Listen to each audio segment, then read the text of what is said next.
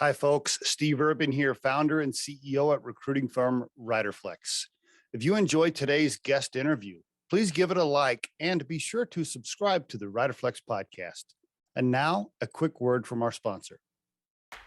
Try the #1 marketing platform for small business. Everything you need from design to marketing to CRM. Learn more at marketing360.com. Marketing 360. Fuel your brand. Andrew Maida on the Riderflex podcast. Hello, Andrew. Good morning. Hey, how's it going? You're in Canada, I guess, somewhere. Yeah, just turned afternoon here, actually. Oh, that's right. Okay, where are you? Vancouver or whereabouts are you? I'm in Ontario, so it's noon here. Ontario. All right. You're Canadian? Yeah. Do you have U.S. citizenship as well, or no? No, unfortunately I don't. I still got to pay half everything to taxes, fully Canadian. You know what? I'm ignorant to how the taxes work in Canada. I really don't know. Is it a lot? Is it more? I mean, is it more than what you would pay in the U.S. or about the same? I have no idea. Yeah, I think for businesses it's actually pretty good. For people, there's a lot more public services, I would say. Okay. So you definitely pay more than certain states, like obviously Florida, or Texas, they would have lower taxes than all of Canada does. Yeah. But free healthcare. So if you ever need something, you just walk right into the Emerge, you get it done, it's covered. That's pretty good. So even if I don't deal with those things every day, it's nice. It's nice and communal. Somebody needs a puffer, they don't have to pay $250 for it. They pick it up for $10. Yeah, that's pretty cool. We could do a whole podcast. Give and take. We could do a whole episode on the free healthcare thing. The one thing I wish is I got some arthritis issues, and I get injections regularly in my back and my neck for pain. And I keep hearing about all the stem cell stuff and these stem cell injections and how everybody's like, but of course, insurance doesn't cover that yet in the US, as far as I know. And then I'm like, man, okay.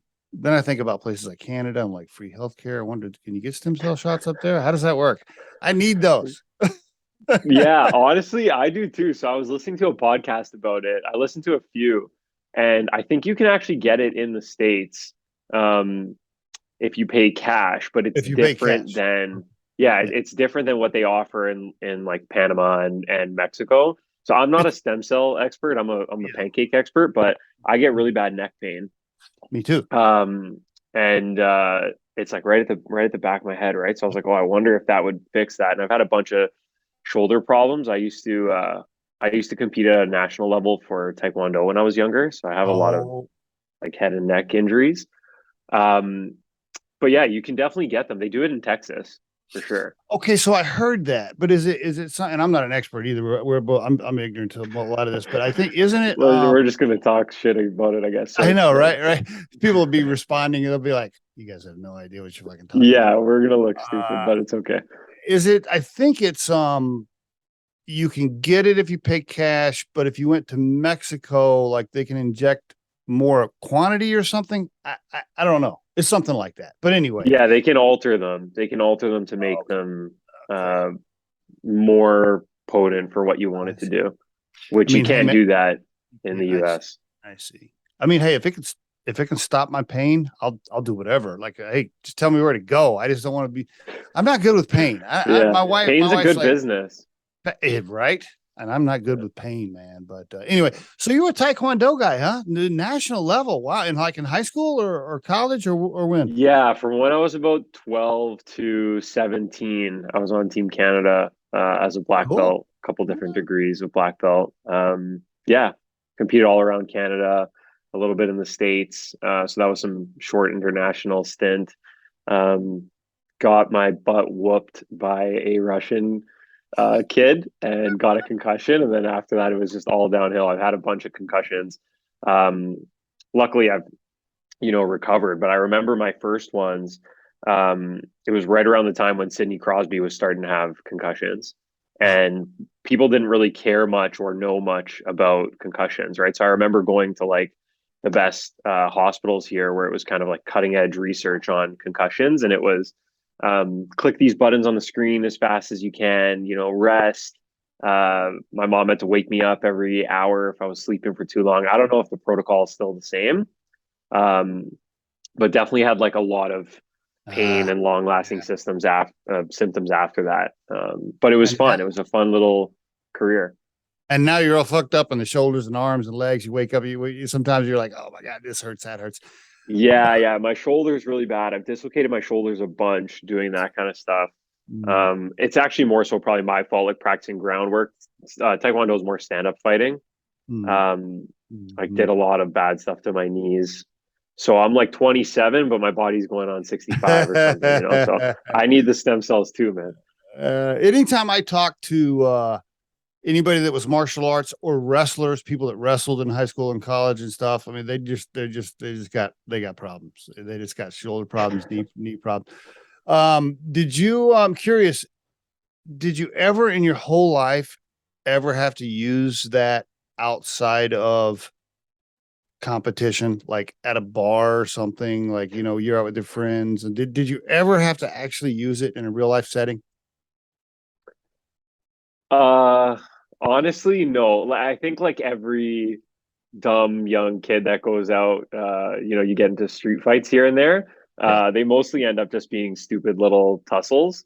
So not really, to be honest. The funny thing about other martial arts is, like, let's say jujitsu probably, or Muay Thai, it's definitely much more practical. Half of what you do in Taekwondo is patterns, right? So like almost like a dance with fighting moves. I see. So you learn these things. That's one side of competition. The other side of competition is obviously sparring. But you're not just walking down the street like front kicking people and doing those kinds of things. So it's cool because it's striking, but a lot of street fights people actually don't end up striking at all. It's like a lot of grappling. So really, like wrestling, jujitsu, that's better for people if they actually think they need to do that. But I see. I think as a young kid, I was super distracted, and I was such a pain, so my mom probably just wanted to send me anywhere. And we saw this Taekwondo place. My family's Italian. The guy was Italian. Okay. He was one of the only like 8th degree black belts in the world. So he was really, really accomplished. And when we went in there the first time, he hit me with a stick. So my mom probably thought, like, this is incredible, right? Somebody else gets to hit him with something, and maybe I'll have to do less of that. So she sent me there, and I just loved it. Like, I went since I was, I think, 6 or 7 years old. That's cool. That's great. It was a lot of fun. So you were you a rebel kid? Were you a straight A student? Were you like somewhere in the middle, always in trouble, get the cops called? Where were you in the mix there? I felt like school was really boring. I always got really good grades. I think I did better in school, probably in high school than in elementary school. I went to an all boys high school, so in elementary school, like the mixed gender or kind of like conventional elementary school I went to, I was just way too distracted. Recess, girls, trying to make people laugh. I always want to make people laugh. So I was just, I think, a real pain in the ass. And then in high school, I went to this all boys high school, super competitive. It's like a big hockey school here. It's hockey school. Was it like a Catholic all boys school, or what was it? Yeah, so it's Catholic all boys school. Pretty famous here. Okay. And it's like, I love the competition there, because there, if you were getting 60s, you weren't cool, right? The guys who were getting like 90s, 95s, but also playing hockey, playing football, playing soccer, like those were the cool kids, right? So it really kind of pushed you to be better. I never skipped class. I never took smoke breaks, kind of like the things people would do, I guess, in normal high school. I didn't have that experience. And then same thing. And then I went to university, and I was just super bored. So I felt like I probably should have challenged myself a little bit more. I ended up dropping out and starting my own businesses. So, how about alcohol, drugs? I mean, were you any of your little casual stuff, partying, or like nothing major, just the normal? No, nothing major, just regular guy stuff. I like my dirty martini once in a while. I never really got into that other stuff, to be totally honest with you. Okay. And what about your folks? What'd they do? Your mom and dad, what'd they do for a living?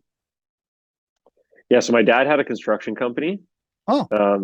like probably like all the other Italians that are going to be listening to this, and like all the other Italian moms. My mom, she stayed home and Okay. raised us. Okay. And your dad, are they still alive? Are they still married? What's their story?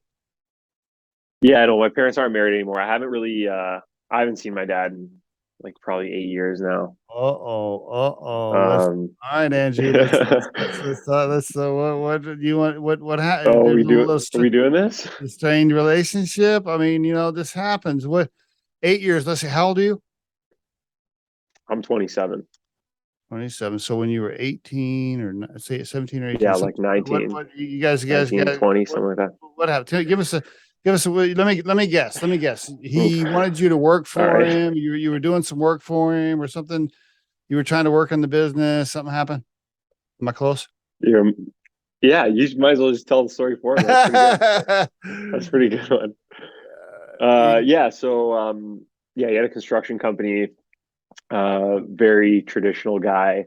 Mhm, Um, mhm, so, like he wanted everybody you have to follow the rule, right? mhm.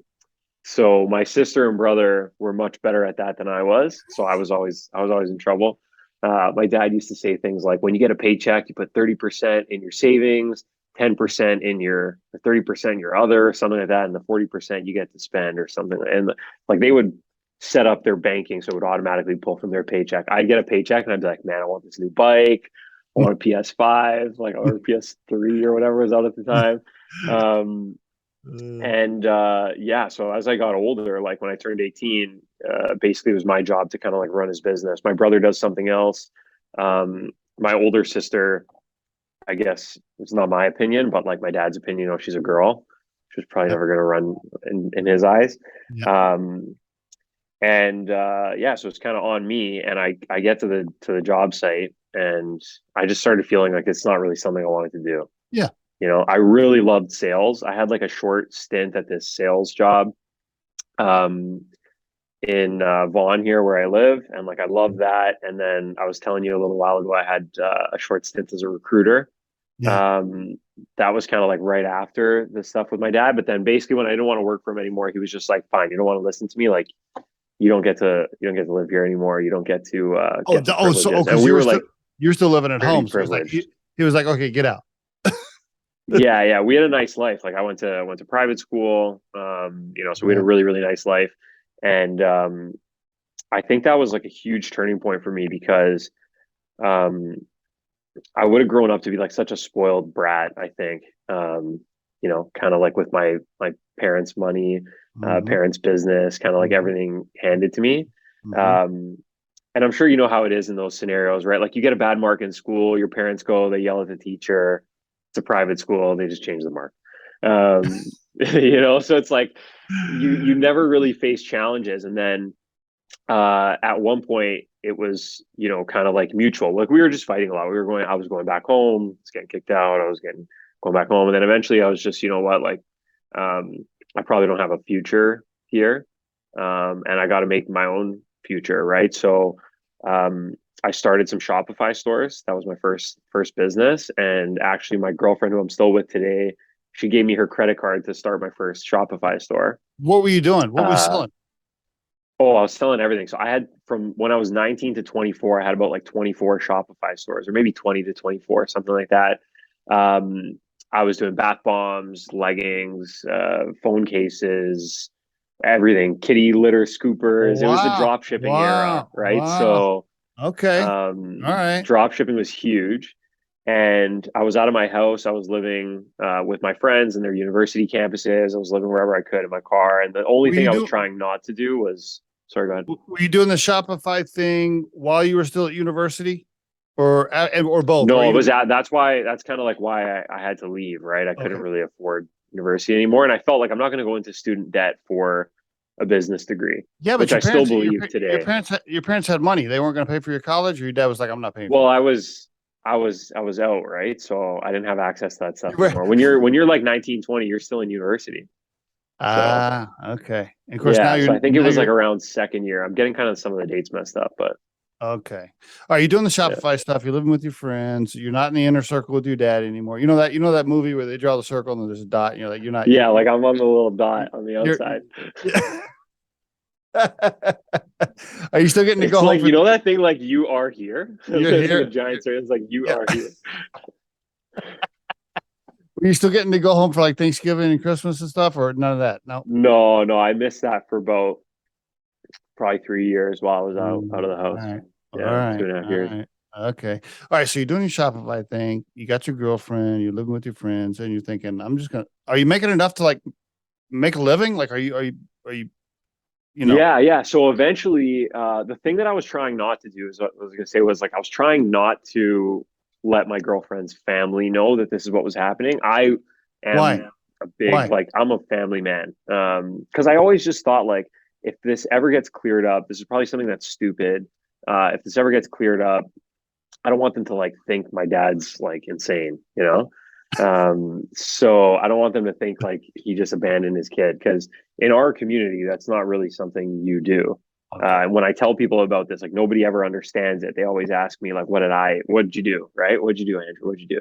And I tried for a long time, but I just, I'm still trying to this day. I can't really repair the relationship, but so I was making money and I was out of my house and I would go to like their Christmas party and I would buy a bottle at the LCBO and I'd say, hey, it's from my dad. I'm gonna go home and get changed, and like I'd go in my car and get changed and go get some like random bottle of alcohol and be like, oh, my dad gave me this when I went home. So I was trying to make it just seem like pretty normal, right? And then That is funny. one of the Shopify stores actually made like a lot of them were pretty successful, like six-figure stores. Some Okay. of them were failures. I got close to seven figures, but never really passed that like annual sales with any of my Shopify stores.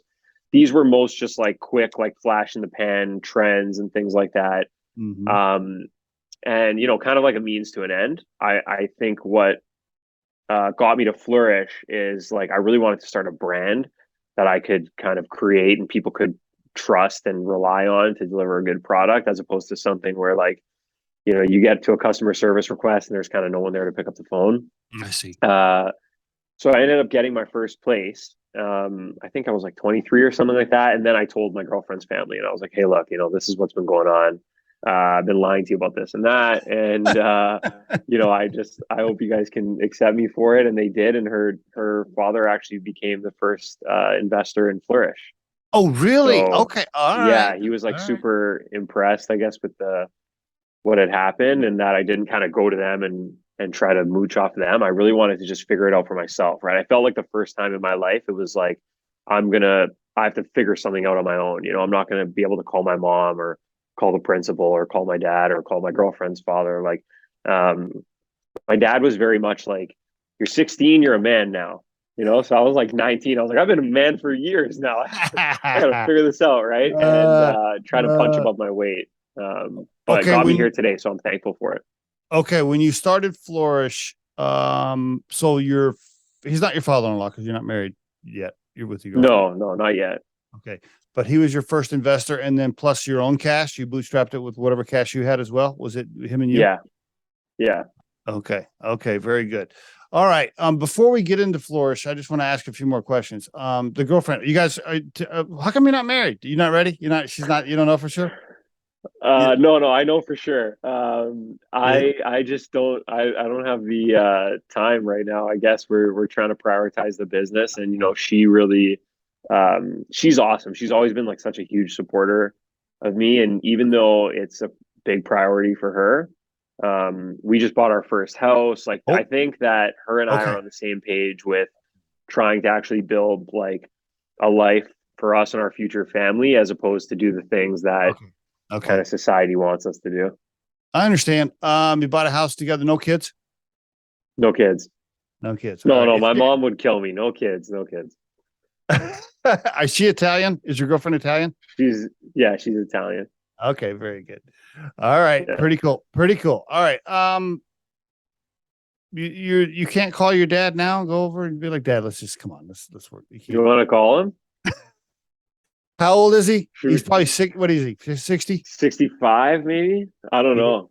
Yeah, those guys, I always tell people, I'm like, it's a different breed, man. They are, my dad was the same way. I mean, my dad was born in 37, and he was just pretty hardcore, right? There wasn't a lot of hugs and kisses, and there wasn't, and Yeah, it was his way. It didn't matter if he was right or wrong. And, he wasn't going to chase you. Like my dad, if we were ever that's fighting it. about Yeah, something, he wasn't going to be like, son, please come see me. And please, like, no, no, no. yeah. Yeah. Well, I grew up in the like I'm sure you did too, but I grew up in the era where you were like still hitting your kids, So I was getting Oh, the yeah. belt, I was getting Oh, the yeah. Oh, yeah. spoon, I was getting the Absolutely. broom. Yes. Yes. So Yes. it was different time. You and your, Um, okay. All right. You and your mom good? yeah, and I feel like yeah. So like mom, brother, sister, All good. all good. I'm kind of the youngest. I am the youngest of the family, and my Okay. sister just had a kid. I'm the godfather of the kid, Oh, so cool. Cool. Cool. um, I'm All right. trying to like they sacrificed a lot. They sacrificed that relationship too, right? Like my parents ended up getting divorced.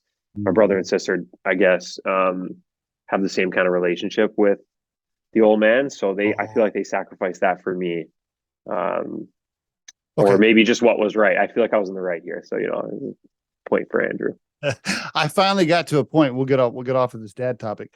I finally got to a point where, as my dad got older, I just kind of accepted that whatever we were disagreeing about or whatever we were arguing about, like I was never going to win. Like he was never going to say you're right. Like, and Yeah. I finally was just like, okay, let's see. I just started letting it go. I just like, okay, Dad, you're right. Can we just move on? Whatever the topic was. Anyway, all right. So tell me how did you come up with Flourish? How did it happen? Because you're doing this Shopify thing. How did this whole pancake mix thing happen? Talk to me about it. Give me the scoop. Yeah.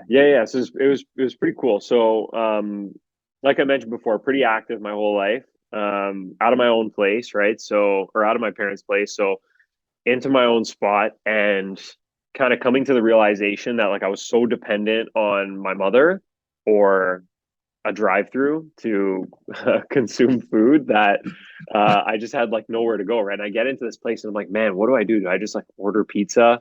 So I was just ordering pizza, eating cold pizza in the morning, or going to a Tim Hortons or a Starbucks or a McDonald's, and I tell people like I was pretty much just eating out of a wrapper all day, every day, like 3 meals a day through a drive-through, pretty much. Yeah. Because I just didn't know how to cook and I didn't really prioritize it. I felt like my time was so important. My time working on the business was so important that I just couldn't stop and take a minute to cook a meal. Um, and that was so naive because the way that I was eating was actually slowing me down. Right. So um, my brother is a chef Oh, and I reached out to my brother and I said, like, we hadn't spoken in a little while. And I was like, hey, can you help me with something? I really want to make this product to replace Eggo waffles. So Flourish was supposed to be a frozen waffle business. Um, Granted, I knew nothing about food. I knew nothing about grocery. I knew nothing about shipping. All that I knew was like buy something from China for $2, sell it online for $4, and try to make a margin in between or something like that. why the Eggo Um, waffle? Where'd that come from? Was that your favorite thing? Was that your Yeah, that was go-to? my favorite thing. Every morning, like I would wake up, my mom would have an Eggo waffle with Nutella, peanut butter, and a cafe latte. So like an espresso, milk, probably like Okay. a tablespoon of sugar. Um, Okay. you know So how it is. Like when you're a parent, you just give your kid whatever they want, so they shut up and kind of get out of bed and go to school, right? Um, so that was me probably. My mom was like, "I'm just gonna give whatever he's gonna eat and cause me another problem." Um, and I was addicted to those. Like I had those every day, right? And I was like, I want that again, but I want it to be healthy. Like I'm gaining weight, I'm not really feeling too good. mm, I was starting to learn more about health and wellness, but then also on the business side, I didn't really feel like what I was doing was to my maximum potential, okay. especially ethically. Right, like it was a means to an end for me. I was going to a library, I was going to a university, and like setting up these stores using somebody else's credit card. I kind of had to find a way to make money any way I could, and I knew it wasn't going to happen like working at a local restaurant or something as a bartender. Okay. But I knew that I didn't want to drop ship forever. I want something. I think personally, I want to kind of be relied on. And I think a lot of entrepreneurs are like that. They want to create value for other people, and they want that good feeling that people can get value from them, right? Yes. So I want my team to kind of be able to rely on me for, an income, for a challenge, for learning opportunities, for community. I want my family to be able to rely on me. And I think also then, like, customers, I want them to rely on my brand and know that there's good people behind it, right? So wanting to kind of like serve the world better and serve people around me better, I knew that what I was doing in drop shipping wasn't going to get me there.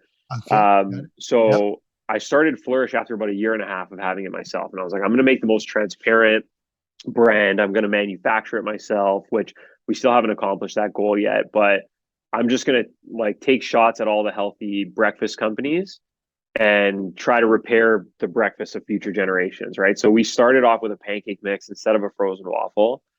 My brother and I were supposed to go into business together. My brother, obviously at the time, was still living at my parents' house with my dad, so still under the And he's the chef. control. He's a chef. So he had his own business. He was a pastry chef, actually. So he had his own baking business. I see. So still living in my parents' house. And I start Flourish online. We kind of started together. He makes me As co-founders. As co-founders. Did you draw up? Did you draw up like all the LLC, the operating agreement? Like, did you have like all the paperwork? Or no, we didn't do anything like that. We were just like, we're brothers. It's just like whatever, 50-50, 80-20, whatever it was. So, I launched Flourish online. I pre-launched it. Like 7,000 people sign up. So for us, it was massive, right? How did you? Let's stop right. I want to stop right there for a second for the listeners. So a lot of aspiring entrepreneurs listen to the show.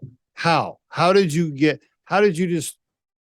I'm starting a brand, and 7,000 people are like, yes. How'd you do that? Well, that was my bread and butter at the time, right? So it was creating email lists. There wasn't really much SMS at the time. There's a lot of email automation. It was a lot of influencer campaign work. It was a lot of ad work. So creating ads, running ads, and kind of like my bread and butter was Facebook ads. And at the time, Facebook was still the number one area to attract customers. And then email was the number one way to retain them, right? So we were giving people 50% off if they signed up to the pre-launch. So if you bought 6 bags or more, you would have got free shipping. So basically everybody bought 6 bags. And then we gamified it, right? So we were telling people, if you invite a friend, you get an extra free bag. If you invite 10 friends, you get a t-shirt, whatever it was. And that actually brought in 80% of our signups. How about that? And you're all verified signups. You taught yourself all that during your Shopify experiences, and you basically just taught yourself all that. Facebook ads, all this stuff. Yeah. It's super simple. I think that to do it at scale takes a lot of patience, and you need to be very structured. But to do it yourself, for a one-man organization, it takes a lot of creativity and a lot of problem solving. So if you don't like beating your head against the wall, then probably don't get into advertising. But I believe, and I've heard other entrepreneurs with bigger businesses than mine share the same belief, is that the founders should be involved in the customer acquisition for your business, whether that's your sales, like I do a lot of grocery sales right now, or your online customer acquisition. A few years ago, the founder of Manscaped was still running ads for Manscaped. The founder of Native was always running ads for Native until Native sold, right? Like a lot of these brands, it takes like such precision to find the right customer. And then you need to be very agile because they move quickly, right? So it's like whack-a-mole and you got to go find the next one. And I think that's a passion that only like a founder can have, especially in their early days. So I was super invested in that. Agreed. So you launched the pancake mix. Was it 1 flavor, 2 flavors? How many did you launch when you went live? It was 3 flavors. It was buttermilk, chocolate, and vanilla. We called it Alti Way at the beginning. It got rebranded like Alti, WHEY. It got rebranded to Flourish by an agency that did all the packaging and stuff like that for me for free. How did you talk was the co-packer the same as the marketing agency? Was that all one company? No, it was a separate branding agency who I just called people and begged. And I was like, hey, this is my story. I'm trying to start this brand. You can put it on your website. And like you try to get people to believe in you. They did $90,000 of work for $6,000. And then I was like, guys, I don't have $6,000. And they saw the pre-launch and they were like, if we can submit this to an award show, then we'll just do it for free. And I was like, Wow. sure, Good- you can Great submit to an job. award show. Great job, Andrew. That's really a great tip for any aspiring entrepreneurs, people starting out. I mean, you can work deals. You can. I mean, if you find the right co-packer. Yeah, people want to help people. Yes. Yes. Go ahead. Yeah. Yep. Yeah. So you just got to find those right people. And like, maybe you won't be able to work a deal with guy one of one or girl one of one, but you might be able to work a deal with, one of 100. Mhm. So, again, like, business is about just bashing your head against the wall and, trying to keep on going, get through that wall, get to the next one. I'm sure you know that. And I'm sure the other entrepreneurs that are listening know that too. So it's a lot harder and more lonely than people think. And I think, like, at scale, it only gets more difficult. That was kind of one of my big mistakes. Was I thought, once this gets bigger, once this gets to 5 million, once it gets to 10 million, once it gets to 50 million, it just becomes easier. It doesn't become any easier. No. Your problems just become different, right? And my problem early on, I was going to say, was when we had these people sign up, we had 7,000 people buy at least 6 bags.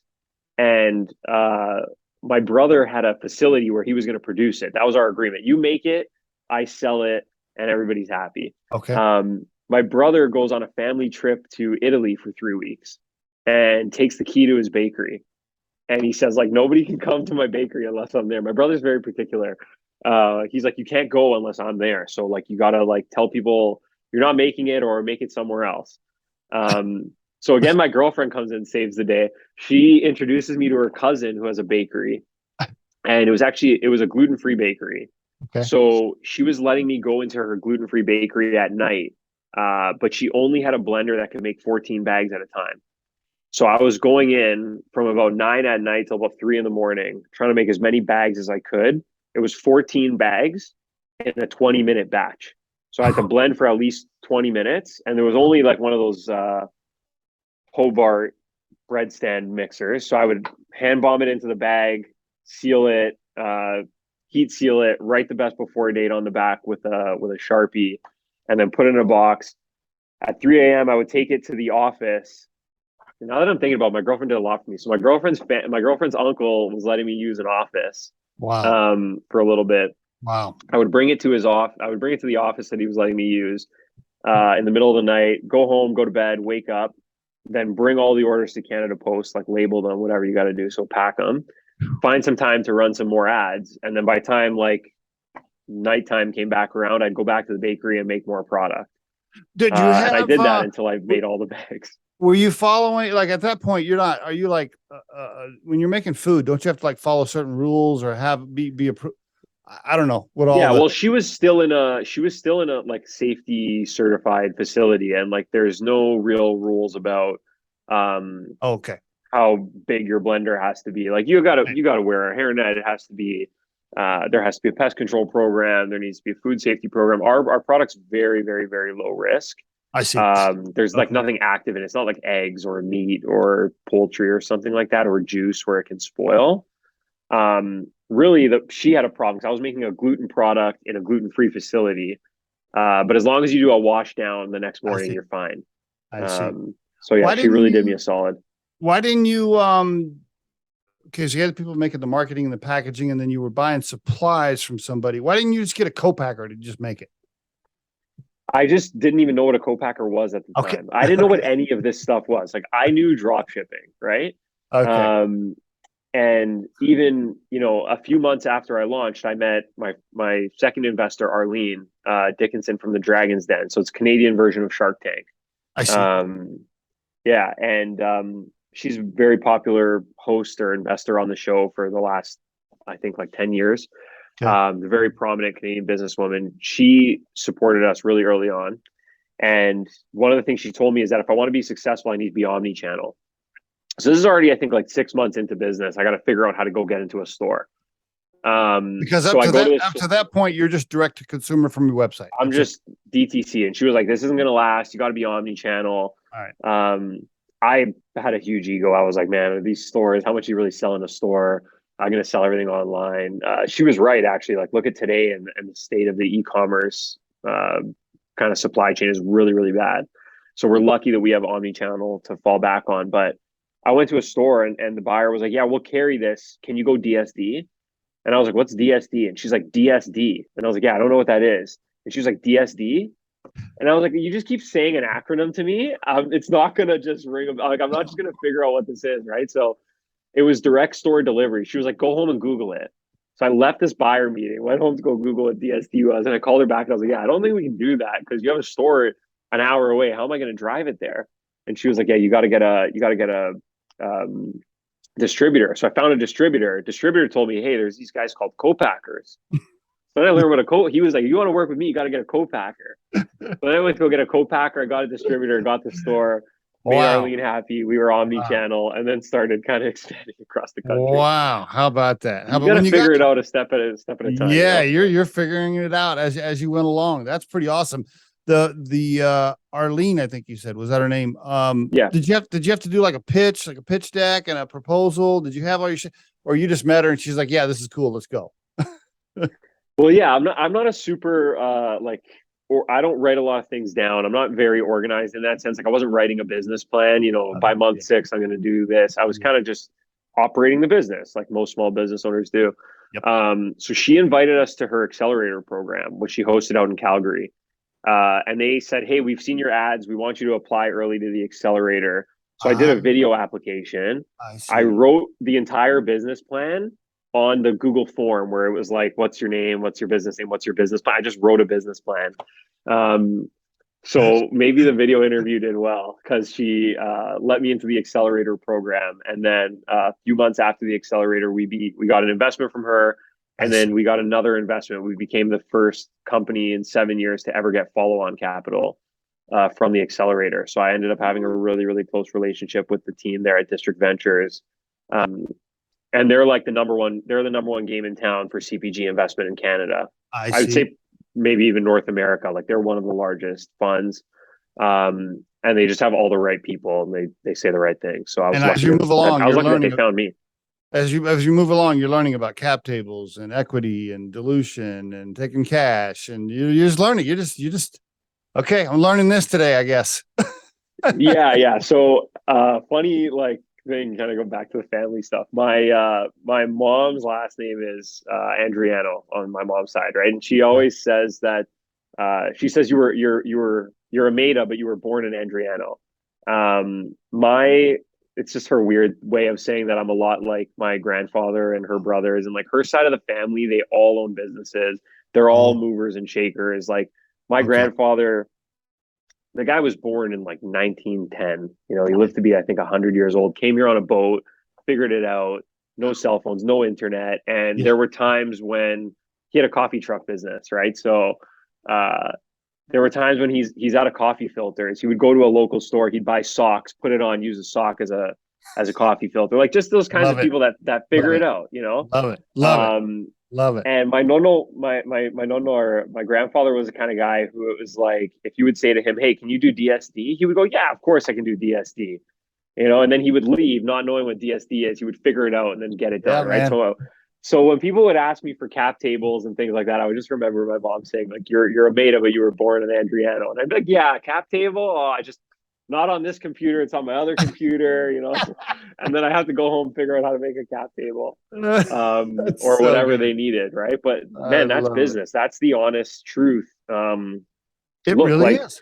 Yeah. Mark Zuckerberg goes to Harvard, starts Facebook. There's lots of people like that too. But the majority of people who are contributing like wealth and value to the economy are people who are figuring it out and getting the right people alongside them, which is actually what you guys do. Kind of a little segue there, but getting the right people alongside them to help them create more value for people and for themselves and their employees, right? And they're just people who are passionate and are smart enough to go figure it out, and maybe didn't go to Wharton or Harvard or wherever it is you have to go to become Mark Zuckerberg. I love the hustle, man. I love the hustle. I love the attitude, the grit of just figuring it out, which that's what it takes to be an entrepreneur. If you don't have that, you're not going to make it. I mean, if if you're listening to this episode and you like living in your perfect little world and getting up every day and doing your little routine and then going home and watching your little TV show and taking your dog for a walk with no stress, like if you want that world, you don't be an entrepreneur. Yeah, man. Maybe this in 2022 is not necessarily the right thing to say because it's all about work-life balance. But I think especially in the early days, I just never believed in work-life balance. Yeah. I met this other entrepreneur who started around the same time as me, and I'd call him sometimes in the middle of the day. People who know me, they know that I just call. Yeah. If I ever need to talk to you, I'll FaceTime you, I'll call you. I don't text, I don't email. I want to hear your voice, right? Great. Because I want to get it done now. Yes. Or 5 Thank minutes you. ago, even. Yes. And I'd call this guy and he'd be like, hey, can't answer at the gym. And it's like 2 p.m. This guy's at the gym. And I would text him and I'd be like, man, what are you doing at the gym? Like, he'd be like, oh, I got to go to the gym to feel good so I could like do better in my business. Be like, okay, that guy's out of business now. And I don't want to say the gym is directly correlated to that, but I just mean like, discipline is not just always doing the things that you hate to do, right? It's about thinking about the things that you should be doing and then actually doing it, right? So those don't need to be things that you love or that you hate, just needs to be the right thing. And in business, especially as a small business, you need to bat 1,000 every single day. Every little decision that you make, you have to be sure that you're making the right decision for you and your business. And the second that you mess up is a fumble and the bigger business gets further ahead every single day, or your competitor who's smaller and scrappier than you gets further ahead every single day. So it's kind of like 2 steps forward, 3 steps back, right? And you want to get as many 2 steps forward as you can before you take one of those 3 steps back if you really want progress. Yeah. And that's about like discipline, decision making, and just being in the grind, staying in the pocket. It is so true that the hustle and the work ethic and the things that you have to put in to be a business owner. I always tell people this. I always say, look, being an employee for a company is easy compared to being an entrepreneur. Seriously. I mean, for the most part, it's easy. Depends on your boss, but yeah, it's usually easier. Yeah. It's easy. I love what you said about the phone. I just want to pick up on that and emphasize for anybody listening. God, I and you're only 27, I think you said 28. Yeah, I love the fact yeah. that you have that attitude. I tell my team all the time, as you mentioned, we have a recruiting firm. I mean, besides the Riderflex podcast, we pay the bills as a recruiting firm. The team members will be talking about whatever. There's an issue, right? Is Johnny this, Mary that? Well, I emailed her, and I'm waiting for this. I emailed her. So I'm like, did you call her? Have you? Yeah, well, I said, it's always I emailed and I'm waiting for. I emailed and I'm waiting. I hate it when people say that. I emailed and I'm waiting. Like, no, call her right now. Yeah, exactly. Or Exactly. they'll be like, well, Johnny and Mary, they're not really getting along. I'm like, get them on the phone. Exactly. Please. Exactly. I know. Honestly, it's just I don't know why people don't like the phone. I want to hear people. I want to hear someone's voice, especially if somebody's like avoiding me. I want to hear you lie to me, like lie to my face, and I'll be much happier than like, hey, I had to miss this meeting. I was out with COVID. Like you've had COVID 9 times this year. Hey, sorry, could hit it like, hey, sorry, we missed your packaging thing. The whole line had COVID. Like, okay, I get COVID. I'm not trying to say that COVID, Yeah. I'm not trying to be one of those people. I'm just pulling it up as an excuse out of thin air. But it's like a get out of jail free card. It's like lie to my face so I can at least hear you. Or if we're gonna come to a solution, which is better, like we'll do that in 2 seconds on the phone.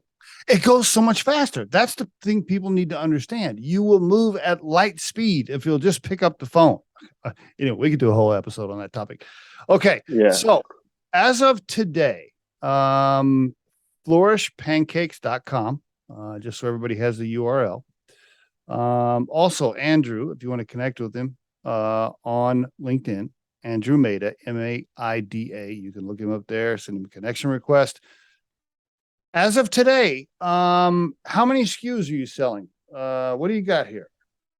So we got 7 in Canada, and we have the same 7 in the States, just US packaging. We're moving into a whole bunch of different areas of breakfast focused on low sugar, high protein, and really trying to transform like those nostalgic things that we loved in the 80s, 90s, early 2000s, kind of bring them into the future.